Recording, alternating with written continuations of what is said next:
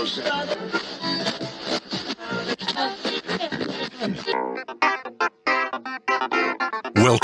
to the John Freakin' Muir Pod. Lace up those boots and sling on the pack for a romp through trails, short and long.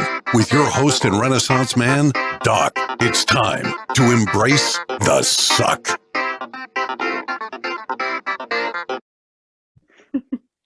Welcome back to another week on the trail. I'm Doc, and this is the John Freakin' Muir Pod, also known as Conversations with Cool Hiking People. Let's start off with a reminder. If you are enjoying the podcast, take just a minute, help us out, leave us a review on Apple Podcasts. And if you're not enjoying the pod, well, just go ahead and keep that to yourself. All right, on to this week's content. This week, I have a real treat for our listeners. Joining us this week is a prospective PCT thru hiker who's going to do a two-parter for us. Today is the first of two episodes where we will talk to Panda about her preparation and thoughts about her upcoming 2,600-mile journey from Mexico to Canada on the PCT. And then she'll be joining us later in the year to tell us about how it went, what she learned, how it lived up to expectations, and of course, she will regale us with all the stories from the trail. Welcome to the pod, Panda. Thank you for having me. I'm excited to be here. Okay, so I'm assuming that Panda is your trail name. This is not what your coworkers call you or, what it says on your driver's license. Just a guess. Is Panda your trail name? No, it's not. It's just a nickname right now. I wouldn't mind having it as a trail name, but it doesn't really have a cool story behind it. Okay. Just kind of a nickname from Amanda. Yeah. Got it. Okay. I assumed you'd already picked up a trail name. I wanted to hear the story behind it. I can't wait to pick one up. I mean, if it is Panda, that'd be cool too, but. So how are you going to introduce yourself on the trail to other hikers? If you introduce yourself as Panda, they're going to assume that that's a trail name, and you won't have the opportunity to get another one. I know. I'm probably going to stick with Amanda at the beginning. Just Smart. wait and see. Yeah. Smart. Very good. Feel it out first. Very good. Hey, a quick question. Have you listened to the podcast before? I have. I actually just recently listened to the one with Little Skittle. Okay. And I also listened to the one with the guys who did the To Measure a Mile documentary. Yeah. Yeah, I actually watched that about a month ago. So I was like, oh, that's awesome. They're on here. They're a fun group of guys. That was a lot of fun talking to them. And also Yeah, Little Skittle. She had a lot of great information. Yeah, Little Skittle's awesome. Now, I know that Little Skittle follows you on Instagram. Do you guys know each other? And you're both in the Pacific Northwest, right? Yeah, so we actually kind of started hiking about the same time and met each other through Instagram. And it's a small world because we've never met in person, but our parents have actually worked together for 10, 20 years.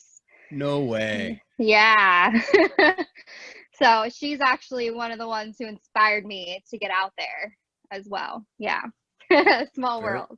Very good. And we're going to talk about that inspiration in just a little bit. But before we get to that, the reason I asked if you had listened to an episode was to make sure that you were aware of a regular segment that we have on the podcast, and that is the Pro Tip Insight of the Week. Yes, I have heard of that. Okay. So towards the end of the episode, I'm going to turn to you and ask you for your Pro Tip Insight of the Week, something you could share with our listeners to make their next outdoor adventure even better. Okay. Sounds good. Okay. I'll start thinking. Okay. And then I always like to talk about gear on the podcast. And so I introduced a new segment this season called the Must Bring Gear Review. And so Amanda or Panda, if you were going to have a stranger pack your bag for a multi-day hike with just generic gear, what would you insist on, what specific piece of gear would you insist on being packed as your must bring piece of gear? That's a hard one. I haven't used it yet, but it would be my Feather Friends quilt that I have recently gotten. I've laid in it a few times, and it is like laying in a cloud. That I feel like my night's sleep are going to be amazing, and to have a good night's sleep just makes the trail even better. Okay, so this is off to a good start here. You're taking a quilt instead of a sleeping bag? Yes, I've tried mummy bags, and I do not sleep very well in those. Are you a side sleeper? Yes, and I toss and turn all night. Yeah, same with me. I found sleeping bags to be very constrictive, and so I also went with a quilt. And so Tell us a little bit about what your gear is for the PCT. What's your base weight right now, and just your sleep system and your shelter. Yeah, I just got a Hyperlight Mountain Southwest backpack that I'll be bringing, about 55 liters. Okay. A Feathered Friends quilts, 900 fill, and then a Nemo. It's a blow up pad. I can't remember. I think it's a Tensor. Yes, a Tensor. I got it used at REI. And then I just recently purchased the Gossamer Gear, the 2, and set it up today. Wow, exciting. Yeah. My first time using a trekking full tent. So, and Nice. it's actually very roomy. Yeah, how did the setup go? For your first time setting it up, how did it go? It was a little tricky at first. I did watch a couple YouTube videos, but eventually got it down. What a great resource. Yeah. YouTube videos. I mean, I don't know how many hours I've spent watching different videos, but man, I don't know what they did before they had YouTube. Poor long trail hikers had to figure it out on their own. Right? I don't know what we did before that. It has definitely been helpful. So with those components, what is your base weight? My base weight's about 14 pounds. Yeah. Okay. Are you happy Pretty with light. That? Are you happy? I'm very happy with it. Yes. Okay. Last year when I was going to do it was 17 pounds. So I've dropped it about 3 or 4 pounds now. Okay. Yeah. And the crucial question that I ask my guests to determine if they are ultralight crazy or just normal ultralight, have you cut off the straps on your pack, all the extra straps, and have you drilled holes in your toothbrush? I have not. Okay. No, my toothbrush luckily is a bamboo toothbrush, so it actually comes in 2 pieces. Okay. So I got pretty lucky on that one. But you're taking both pieces. No, I'm just going to take one. Oh, okay. Wow. That's one. So I'll go a little ultralight on that. Yeah. Nice. Okay. Let's back up a little bit before we get too far down the trail, and let's talk about your background growing up. What kinds of hobbies and sports you played, and how did you get involved in the thru hiking cult? Yeah, I grew up kind of just playing sports. I played volleyball and soccer, and I grew up with my dad, so he kind of turned me into a little tomboy of his. We went camping a lot and did road trips, but not too much hiking until about 5 or 6 years ago is when I really started getting into it. Okay. Yeah. And were you only child?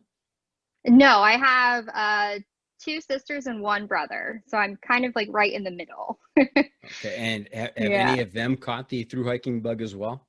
They have not. We are all so different. I'm the only one that likes to be outside and embrace the rain and the type 2 fun. Okay, and how did that happen, do you think? I don't know. I think it's just I've always been drawn to the outdoors. I was always, even playing soccer in the rain, it never bothered me, or getting in the mud. I loved it.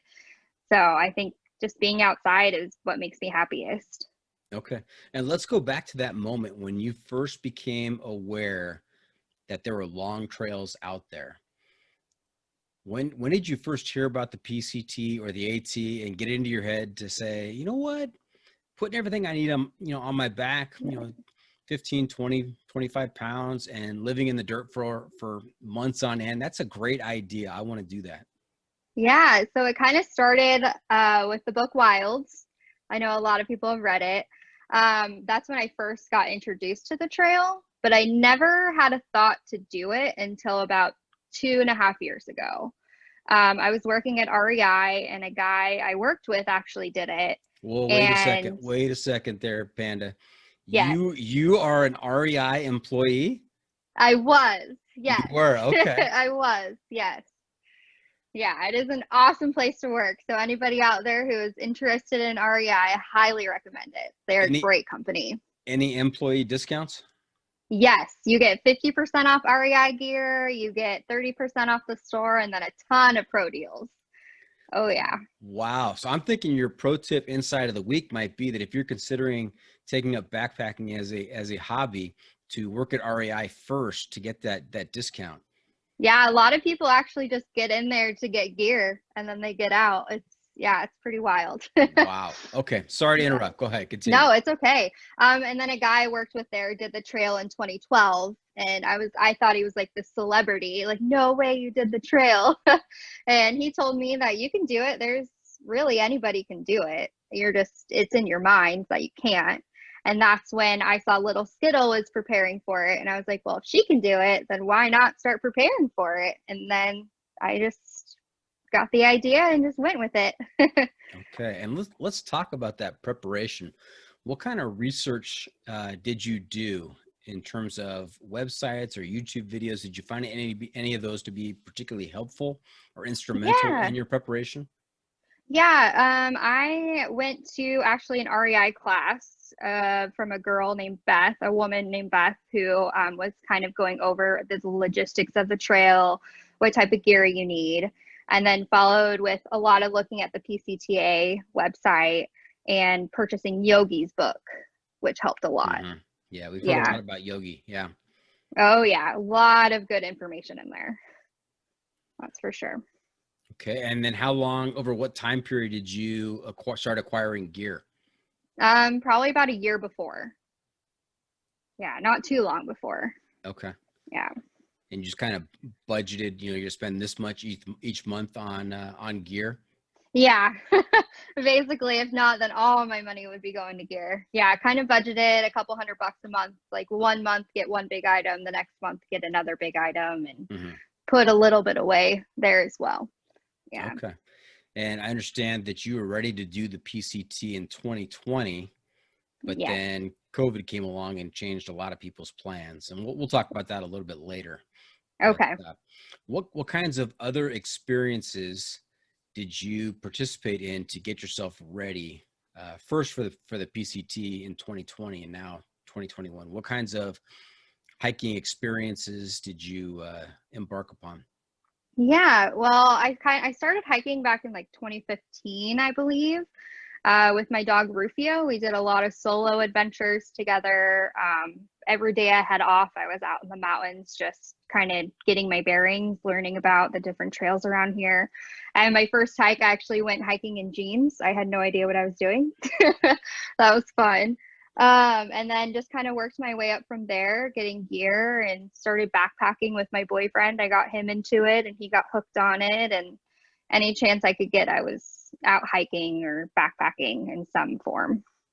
Okay. Boyfriend is a backpacker as well. Is he joining you on Yes. the trail? He is not. He is staying at home. Okay. Yes. Because one of the things that I like to point out is if you're doing a long hike together as a couple, there's no hiding out there. Not at all. You're in a stressful situation. You're together 24/7 for weeks, months on end, and you are going to know everything about each other. And if you survive that experience, then you guys are in it for the long haul. Right. Yeah. He kind of wanted to go with me at first, and I told him, no, this is a solo thing. You can stay home with the dogs. All right. What kind of dog is Rufio? Rufio is a Boston Terrier Chihuahua mix. Yeah, so he's a little guy. Not a big hiking breed. No, people, every time we were climbing the mountains, they're like, I can't believe he made it this far, his little legs. And he loves it. He's older now, but I still get him out as much as I can. So tell us a little bit about your area that you referred to as, you did some hikes in your area. Where are you located, and what kinds of trails did you do there? So I'm located in the Washington State, Pacific Northwest. I did a bunch of trails kind of in like the Olympic National Forest, Olympic National Park areas, usually my favorite. Snoqualmie, kind of ranges anywhere around anything within an hour to 2 hours of my house. I have done it. Mm-hmm. Yeah. And were these day hikes or are these overnighters, or how does that work? Mostly day hikes. Yeah, I've done a bunch of overnighters, but starting out it was mostly day hikes. Yeah. Okay. And tell us about that first overnighter. That's usually a memorable moment in most hikers' minds. Yes, it was. I remember we went it was like a 2-mile hike into a lake. Me and my boyfriend did it together. And we were carrying, I think, JanSport backpacks with the car camping sleeping bags. And we had a little dinosaur tent from Walmart that we decided to bring with us. And it was an adventure, that's for sure. We didn't know where to set up our tent. Our backpacks were so heavy. We're like, what's happening right now? Was this a good idea? And it's kind of funny because we actually saw some PCT hikers when we were there, and we were kind of amazed at how little their backpacks were. Like, there's no way you guys are backpacking with this when we have the most generic heavy gear you could have. And did you have a chance to talk to those folks? We didn't. Oh, Yeah. okay. Looking back now, I wish we did, but we didn't at the time.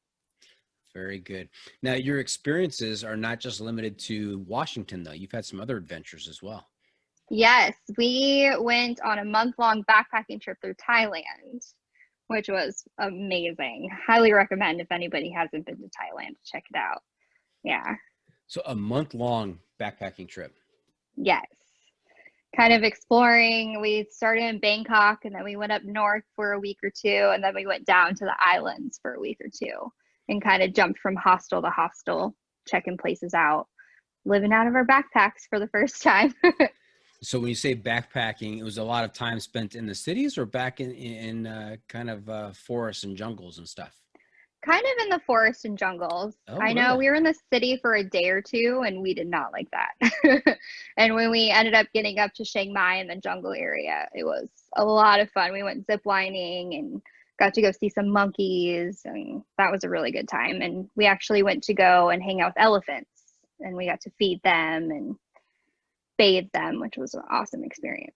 Okay, so are there established trails in Thailand that you knew about and were going to follow, or how does that work? How does backpacking in the jungles of Thailand work?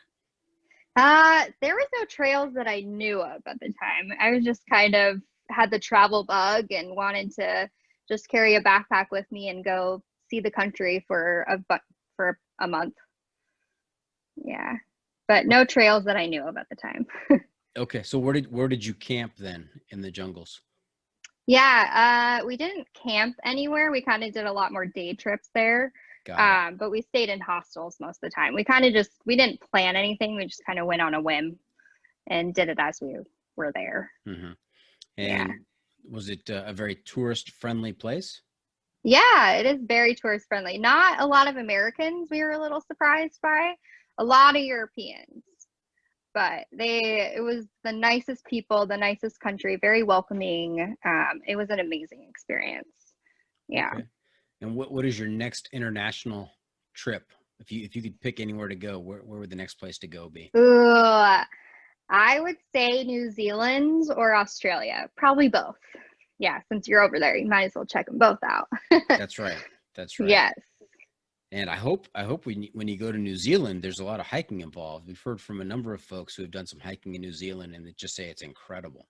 Yes, that is number one. I'm a huge Lord of the Rings fan, so I'd love to do hiking and see all the movie sets that they had there in the middle of the woods. Right, right. Yeah. What other adventures have you had? I know like on Labor Day weekend one time I went backpacking and I ended up having bear mace sprayed all over me, which was a fun experience. We've definitely got to hear about that. How did that take Okay. place? So me and my girlfriend decided to go backpacking Labor Day weekend for about 2 nights, and we brought our dogs with us. 11 miles in, we ended up setting up camp. It started downpouring rain, so we were stuck in our tents the whole time.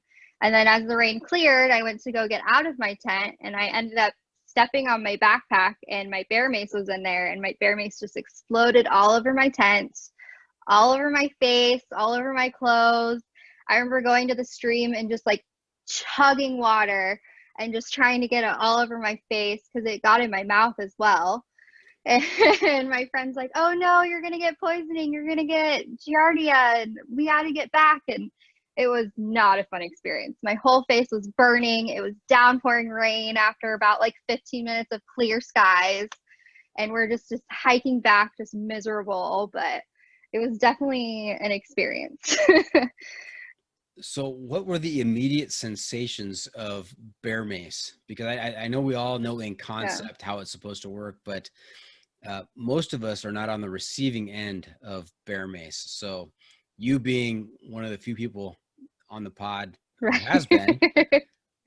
what is that like? Oh, it burns. It burns bad.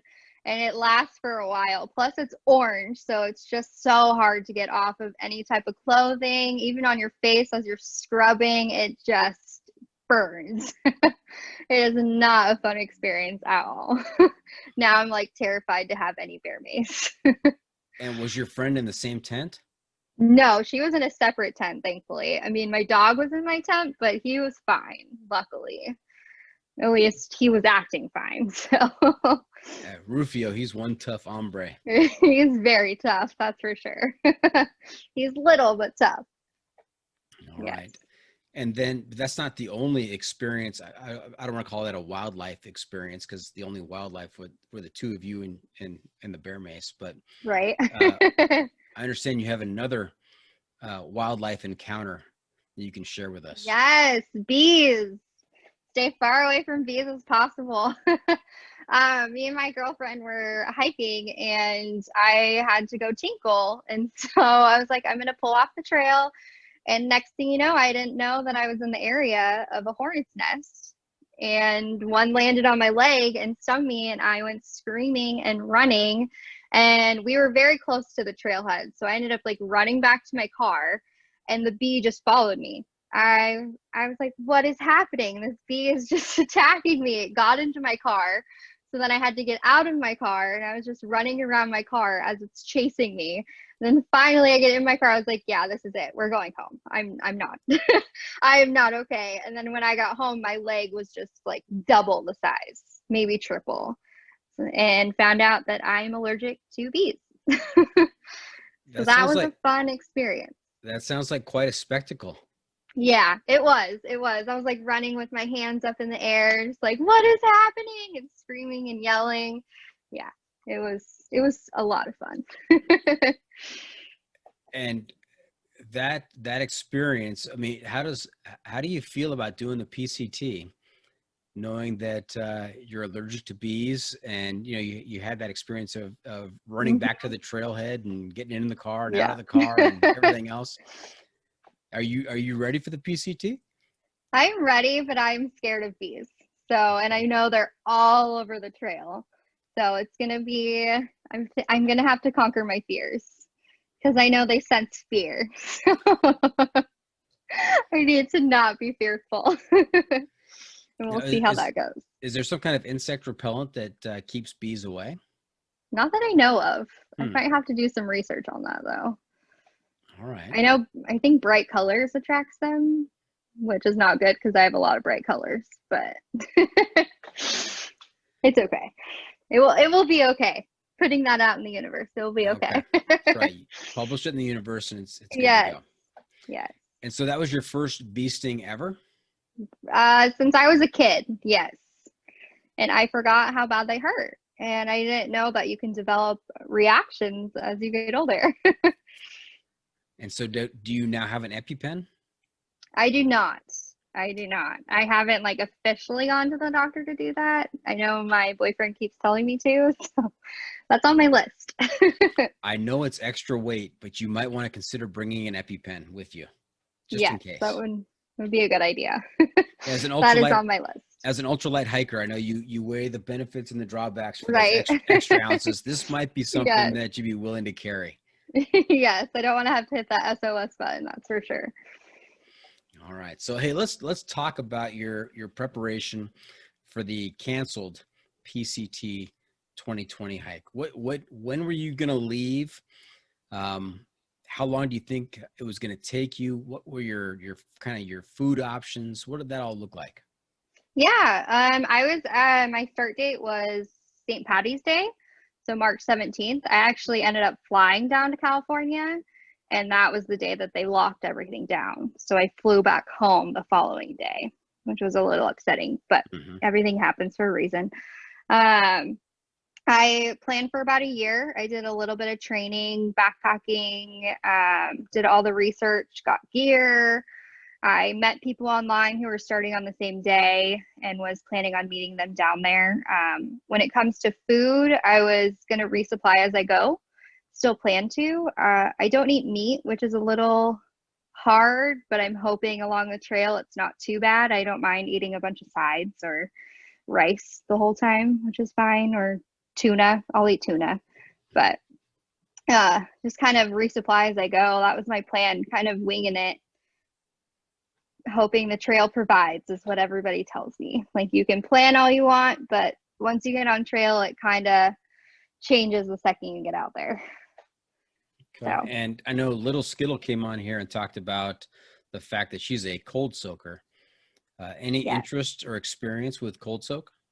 I was going to plan to cold soak last year starting out, but this year I'm bringing a stove just in case, because I like to eat some hot meals at the end of the day. Yeah, or if it gets too cold, I know I can warm up with a good hot meal. Yes.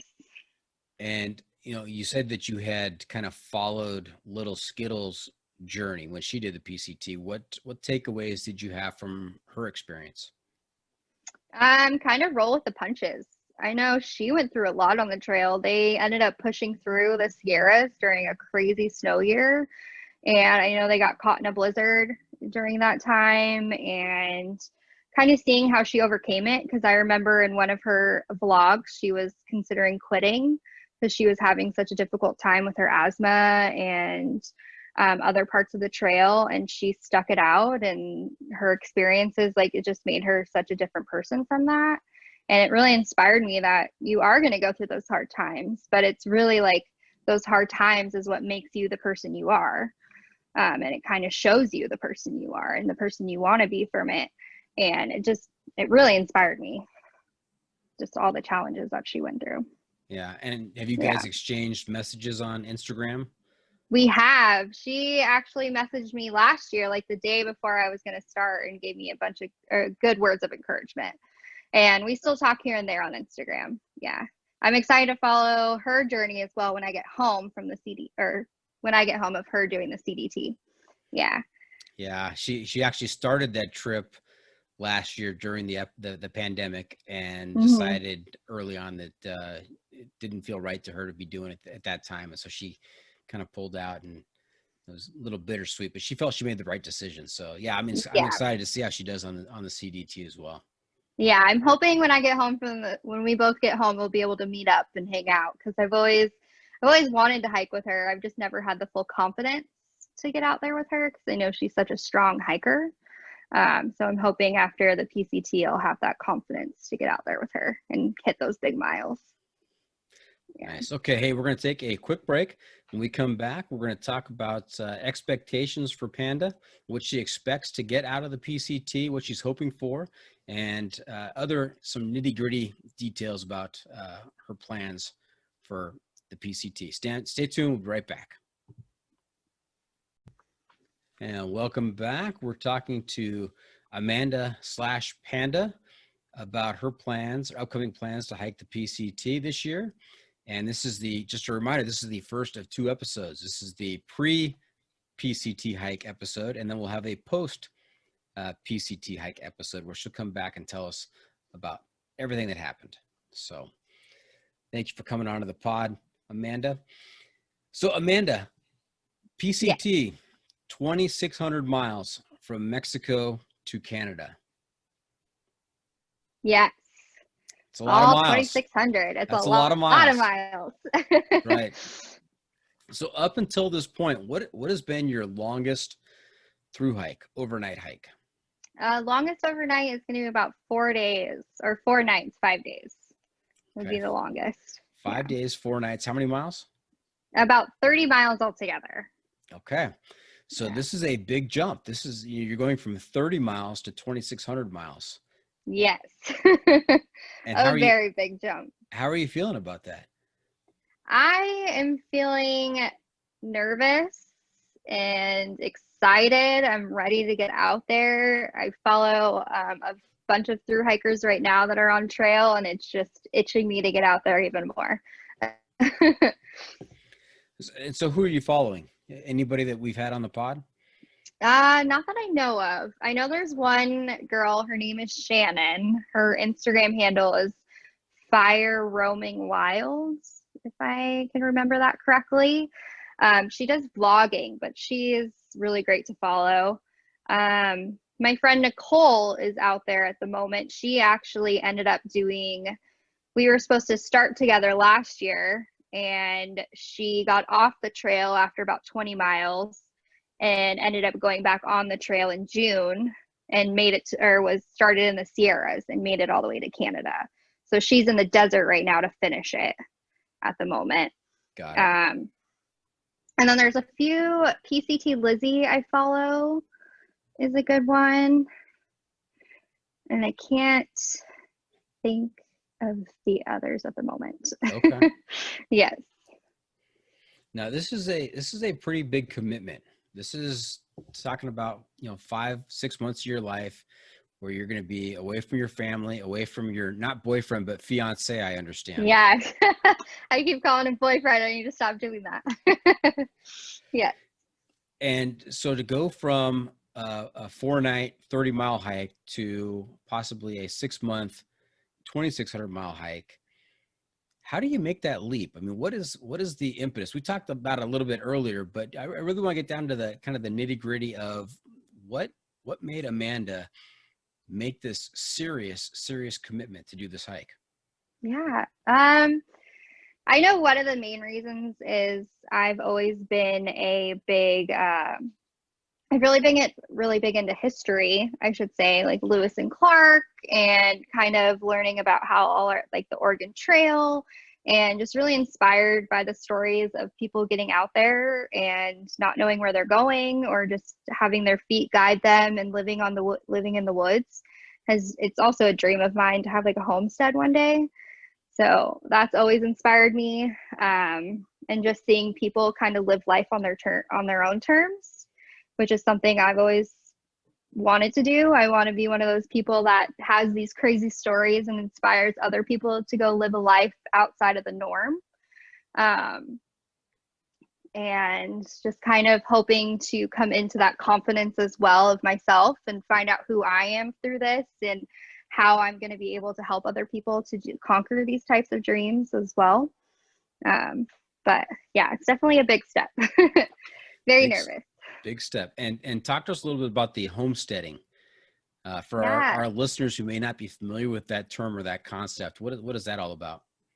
Kind of basically living off the land, not really needing to, I guess, live off of society. I don't really know the best way to describe it. You kind of have animals, you grow your own food, you go hunting, just kind of basically provide for yourself. And so any interest on your part in bushcraft? A little bit, yeah. I would definitely be interested in that. Yeah, I love watching like survival shows, or like Alaska Last Frontier is amazing on the Discovery Channel. Yeah, any type of learning of that living is very inspiring. Yeah. And so doing the PCT, is this a way to possibly test your level of commitment or your level of grit? Yes. Your stick to itness? Yes. Okay. It is, for sure. Yeah. And that would be really helpful if you were homesteading. You kind of had that confidence in yourself. Yeah. And confidence in your abilities. Yes. I agree. Yeah. Okay. To show I can live out of a backpack. That's right. For months on end, live in the dirt. Exactly. Yep. And so what is the plan for this year's PCT hike? What is the departure date? Departure date is I start on April 22nd, Earth Day. Very nice. Yes. Yeah. I'm trying to go as waste free as I can, which is another reason why I picked Earth Day as a start day as well. Yeah. Hoping to inspire and show the future hikers that you can do it without being as wasteful as previous years have been, I guess. I don't know the best way to say that. Okay. But you can have a little bit more weight and use reuse stuff instead of like having to do all the lightweight, like plastic as well. All right. You want to give us some examples on that? Yeah. So instead of like Ziploc bags, I have silicone bags. They weigh a little bit more, but I'm going to carry those in my food bag. So then when I resupply, I can buy in bulk. I can, I mean, the biggest waste is going to be food wrappers. But then hopefully with the big bags, I can buy in bulk. I have toothpaste that's like a bite toothpaste. So instead of getting the plastic tubes, I have a bamboo toothbrush. I have, what else do I have? Instead of smart water bottles, I'm going to be using the CNOC. They like compressed down water bottles. They're about 1 liter. I'm going to be carrying about 4 of those instead of smart water bottles, which will be nice.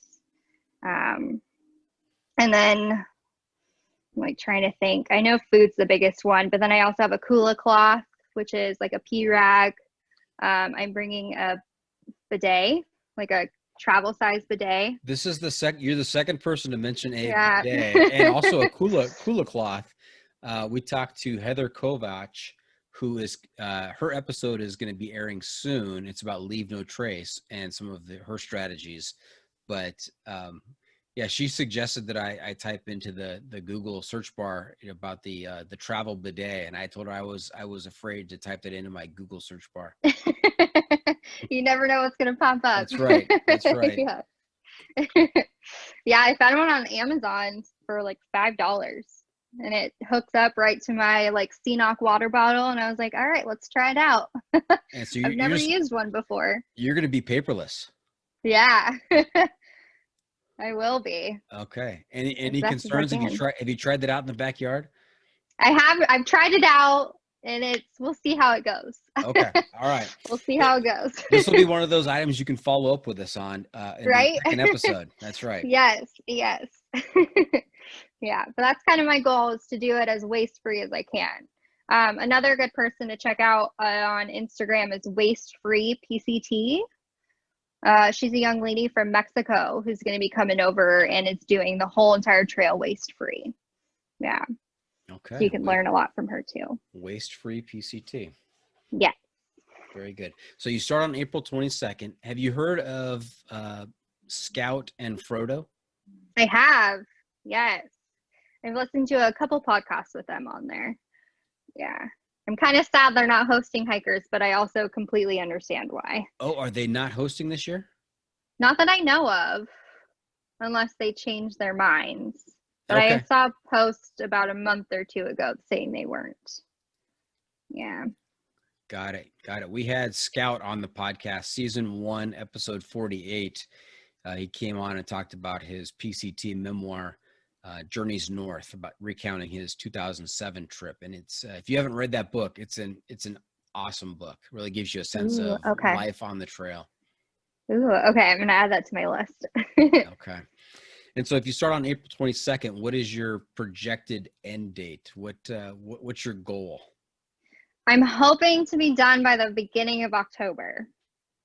That is my goal. Yes. I have a trip planned in the middle of October, so. And I would like to beat the snow as much as I can. Right. You never know.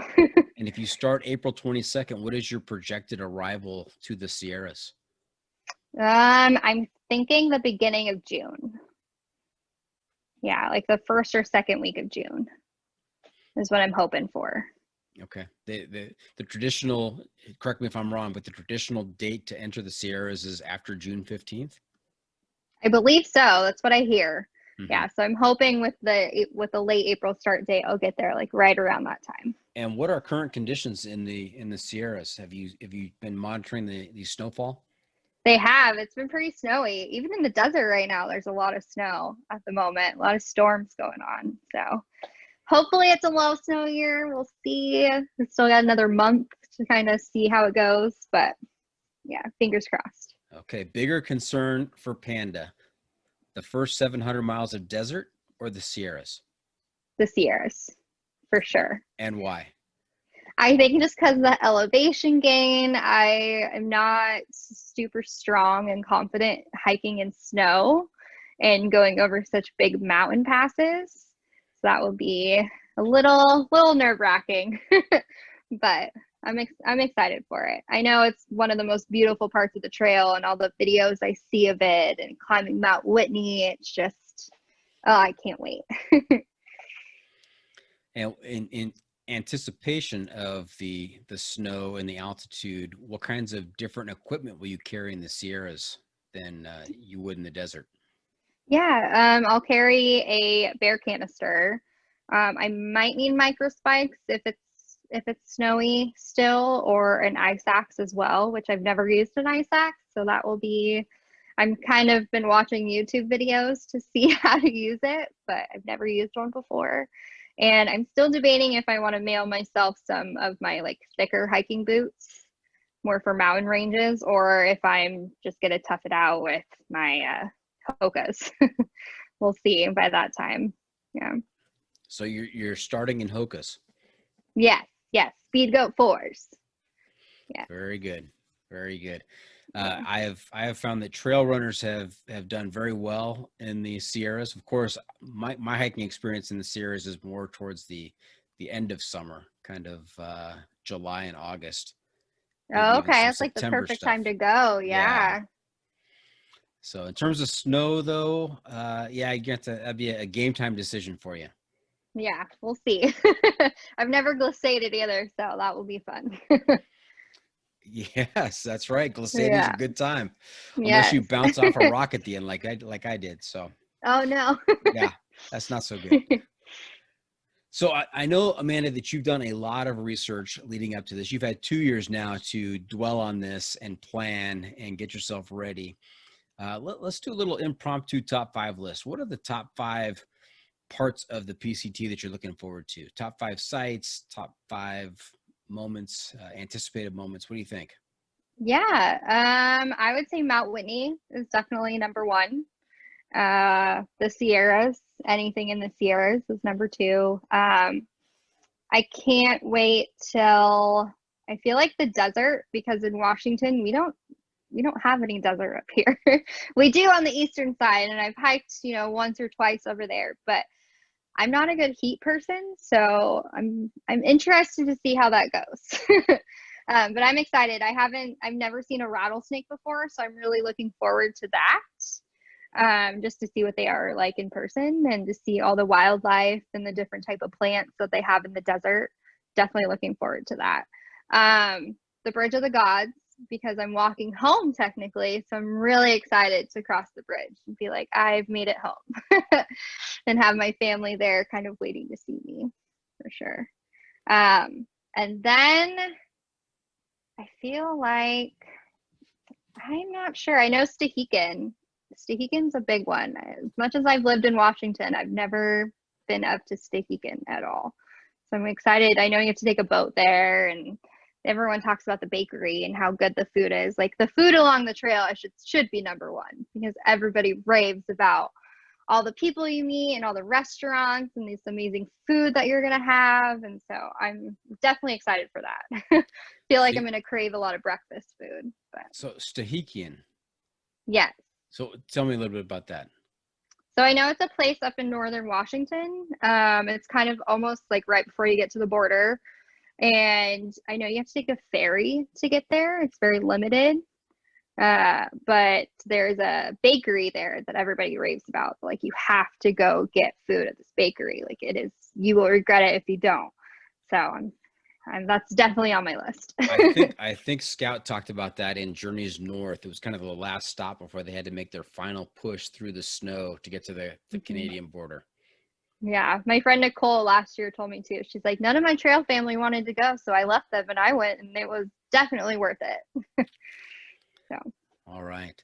And so if let's play prognosticator. It's now the end of October. You've been back home for a while. What can you tell us about your trip? If you could project what's going to happen, how's the trip going to go? What do you foresee? I would say a lot of food, a lot of friends. I'm very excited to meet just so many different people that are on the trail. You have people ranging from 18 to in their 60s, just with so many different life experiences that I can't wait to learn more about and see who's out there and meet my trail family. Trying to think. Yeah, that and coming home and just being like a completely different person, just way more confident in myself. I can't say that enough. And just feel just like I can conquer anything. I And can. how did Amanda conquer the desert? How did she handle the desert? Ooh, a lot of The rattlesnakes, and the big and the water bees carries. in the water. Oh, on the waters. Yes. That's what the water carries. I totally forgot about the water carries. Yes, carrying about 6 or 7 liters at a time. That's going to be a tough one. I can see a lot of tears. I'm an emotional person, so I can definitely see tears and yelling and also laughing at the same time. It's going to be, yeah, it's going to be a lot of push through. I feel like I'm going to talk myself into doing a lot more than I normally would. Mm-hmm. Yes. Yes. Yeah. How do you hike 2,600 miles? The answer is one step at a time. Yes. Right? One, definitely. All you have to do is you start out at point A, you hike during the day to point B, you set up camp, and then you do that again for as long as it takes to get to the Right. Canadian One day at border. a time. That's right. One day at a That's time. all you have to do. Yes. You're going to have your good days and your bad days. That's for That's right. sure. Yeah, Yeah. except right now that Yes. you're gonna cry out there. You're gonna cry. It's gonna I happen. know. It's And gonna so when it happen. happens, you're like, oh, you know what? This was gonna happen, and I'm just Right? gonna keep going forward. Got to roll with the punches. That's right. That's right. Yes. So I thought it was important to ask you to kind of predict the future, because when you come back in October and for episode 2 on the podcast here, we're going to see how that expectation lived up to reality and how the story differed. And I'm looking forward to, you're going to have 2,600 miles of stories to talk about. So Yes. it's going to be a lot of fun. Yes. It will be a really good time. All right. Hey, Panda, you know where we are? I do not. We're at that time of the episode where I ask you for your pro tip insight of the week. What little tip, trick, piece of wisdom can you share with our listeners to make their next outdoor adventure that much more epic? Pack layers. We already talked about the bidet, so you can't use that. Okay. There's the bidet. There's a couple. I'm like, definitely pack layers, because you're going to be cold and then you're going to be hot. And then once you stop, you're going to be freezing it all over again. So definitely pack layers. Yes. Yes. As well as, if you can, get a satellite phone or a Garmin InReach device. It will, I've never had to use mine, but it definitely gives you a really good peace of mind while you're out there, as well as your family.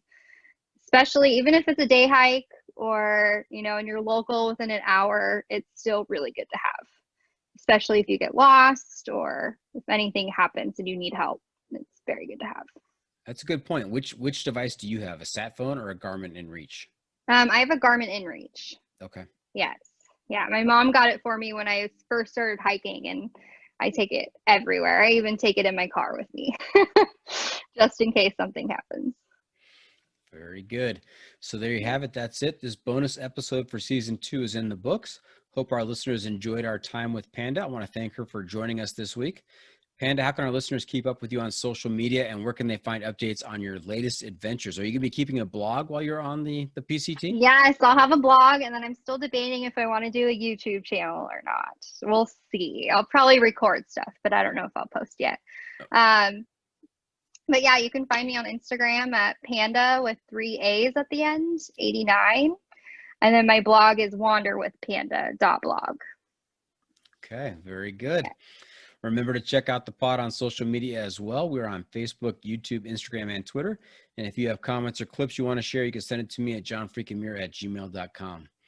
Panda, I'm also looking to you to give our listeners your recommendation for a book, a movie, a documentary, a website, or a YouTube channel to help keep them connected to outdoor adventures. We call this our adventure media recommendation. Anything you come across in your prep and research you can share with our listeners? Yeah, it's not really hiking, but it is To Shake the Sleeping Self by Jedediah Jenkins. It's about a book of his adventure of riding his bike from Oregon State down to Patagonia. in South America. And he travels all through Mexico, and it's a really, really good book if you're into a good adventure. Wow. That sounds Yeah. awesome. What's it called again? Yeah. To Shake the Sleeping Self. To Shake the Sleeping Self. Okay. Very good. Yes. Thank you. Mhm. And before we wrap things up, I'm starting a new segment called What Have I Not Asked You That You're Dying to Tell Me About? This is my fail safe so I don't miss out on any great stories. Ooh. A little fact. This is, I mean, I don't want to get like too personal. I guess we are getting personal. My mom actually, she passed away this last year. So with her, I'm actually putting a little bit of her ashes in a necklace with me. So she is going to be doing the trail with me. So I'll be taking her along these 2,600 miles and sharing it with her. That's fantastic. So sorry to hear Yeah. about your mom, but that is Thank you. that is very touching. And so on those days when you're crying, you're not alone. You've got your mom with Exactly. I'll have her right by my heart. you. Yes. Nice. Well, that's a wrap from the John Freaking Muir studio. Any shout outs to friends or family, Panda? Yeah, Ryan, my fiance, and my little sister Becca. Thank you for supporting me through all of these crazy adventures. All right. Thank you for tuning in. Always remember the trail is the trail. It doesn't care if you want to go downhill. It doesn't care if it's almost dark and you're looking for a campsite. It doesn't even care if you're being chased by a bee all the way back to the trailhead. The trail is the trail. Embrace the suck.